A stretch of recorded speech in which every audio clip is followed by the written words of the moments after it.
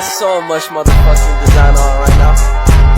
Break it down, bring it back, make it clap. I got 3 old thoughts, new block, where that day. Bitches on my line, and you know.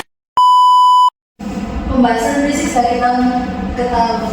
Yang pertama, krisis pada tahun 1960 sampai 1965. Yang kedua, krisis pada tahun 1998 sampai 1999. Yang ketiga, krisis pada tahun 2008. Yang keempat, krisis ekonomi pada tahun 2013. Yang kelima, krisis ekonomi pada tahun 2020 sampai 2021. Krisis pada tahun 1960 sampai 1965. Krisis yang terjadi adalah hiperinflasi atau penurunan mata uang secara drastis yang terjadi karena sistem ekonomi terpimpin yang lebih mengutamakan pembangunan proyek politik ketimbang pembangunan ekonomi.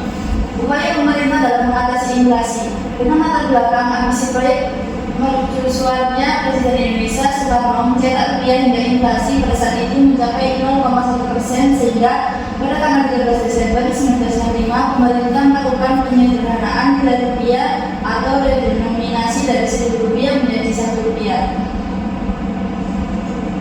Yang kedua, krisis pada tahun 1998 sampai 1999. Krisis menjatuhkan nilai tukar rupiah dari 2.500 menjadi 16.900 per dolar. Upaya pemerintah dalam mengatasi inflasi yang pertama memperbaiki sistem perbankan, dua restrukturisasi utang swasta, yang ketiga makroekonomi. Krisis pada tahun 2008, terjadinya krisis moneter.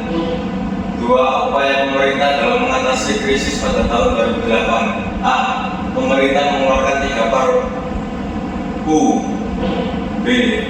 Menurunkan giro wajib minimum.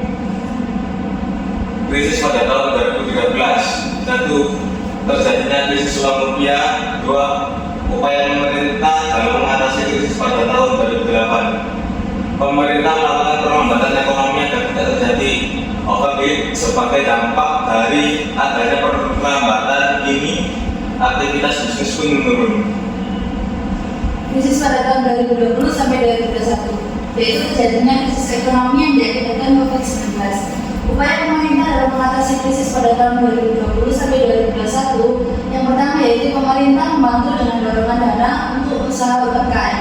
Yang kedua, menurunkan suku bunga dan melakukan pemberian surat berharga negara.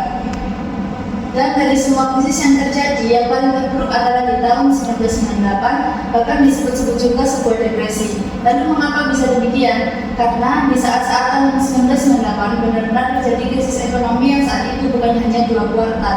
Pertumbuhan ekonomi terkontraksi, tapi hampir 1,5 tahun kita mengalami kontraksi hingga minus 13% dan itu paling dalam. Dan bahkan kasus 2020 yaitu COVID-19 masih bisa terbilang ekonomi masih naik turun dan tidak terlalu hancur seperti yang terjadi pada tahun 1998.